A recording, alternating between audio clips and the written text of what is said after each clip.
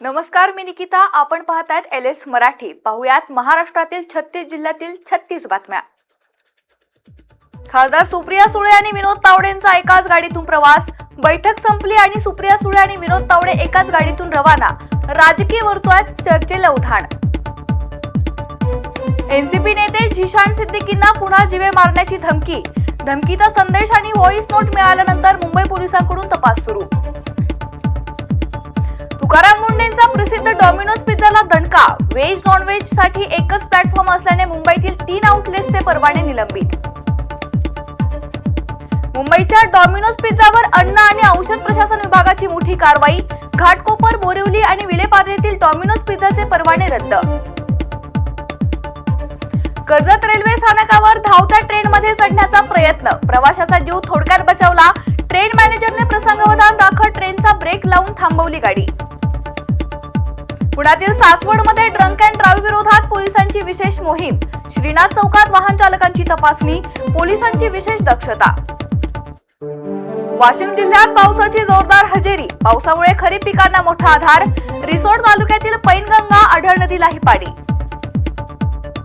कोल्हापुरातील कळंबा तलाव 100% भरला. निम्म्या शहराला पाणी पुरवठा करणारा तलाव पूर्ण भरला. कळंबा तलाव केव्हाही ओसंडून वाहण्याची शक्यता.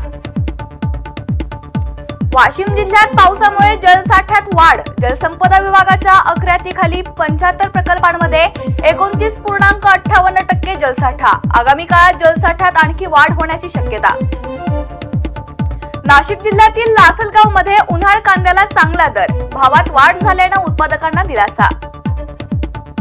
धाराशिवमध्ये 14 ऑगस्टला होणार विश्वविक्रमी वृक्षारोपण. हरित धाराशिव 2.0 कार्यक्रमासाठी सयाजी शिंदे, अरविंद जगताप आणि प्रताप सरनाईकांच्या उपस्थितीमध्ये होणार वर्ल्ड रेकॉर्ड वृक्षारोपण. नाशिकमध्ये सण उत्सवांपूर्वी पोलिसांची मोठी कारवाई. 46 गुन्हेगारांवर हद्दपारीची कारवाई. प्रतिबंधात्मक कारवाईला वेग. सण उत्सव शांततेत पार पाडण्यासाठी पोलिसांचा मोठा निर्णय. लातूरमधील उदगीर तालुक्यातील पिंपरी डोंगरावरील पिराच्या दर्ग्याचा वार्षिक उरूस उत्साहात संपन्न. महाराष्ट्रासह कर्नाटक, तेलंगणा आणि परराज्यातून हजारो भाविकांची उपस्थिती. आजोबांसाठी नातवाने दिला यकृताचा भाग. हिंगोलीचे आमदार तानाजी मुटकुळे यांच्यावर यकृत प्रत्यारोपणाची शस्त्रक्रिया यशस्वी. 19 वर्ष नातवाने दिलं यकृत. कोल्हापुरातील पतीकडून धारदार कटरने गळ्यावर वार करून पत्नीच्या हत्येचा प्रयत्न. घटनेनंतर आरोपी पती पसार. गडचिरोलीच्या सर्पदंश प्रकरणी संस्थाचालकांवर सदोष मनुष्यवधाचा गुन्हा दाखल. माजी खासदार मारोतराव कोवासे पुत्र विश्वजित कोवासेंवर गुन्हा दाखल. मुख्याध्यापकांसह 3 निलंबित.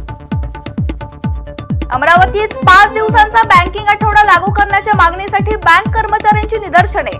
27 जानेवारी रोजी झालेल्या संपानंतर ही मागणीवर अंतिम निर्णय न झाल्यानं कर्मचाऱ्यांची नाराजी. छत्रपती संभाजीनगरमध्ये चाकूचा धाक दाखवून 3000 रुपये मोबाईल हिसकावला. आरोपींकडून घर पेटून देण्याची धमकी. पोलीस ठाण्यात 3 विरुद्ध गुन्हा दाखल. हिंगोलीच्या कळमनुरीत बसमध्ये गर्दीचा फायदा घेत महिलेच्या बॅगेवर डल्ला. चोरट्यांचा धुमाकूळ. 53,000चा मुद्देमाल लंपास. पोलीस ठाण्यात गुन्हा दाखल. गडचिरोली जिल्ह्यातील अहेरी आगारातून सिरोंच्या कडे जाणाऱ्या एसटी बसचे चाक अचानक निखळले. एसटी बसचे चाक 100 फूट दूर जाऊन पडले. 28 प्रवाशांचा थरारक प्रवास. छत्रपती संभाजीनगरमध्ये पैशाचा आमिष दाखवून उद्योजकांची 1 कोटीची फसवणूक. 7 कोटी रुपयाचे कर्ज मिळवून देतो म्हणत फसवणूक.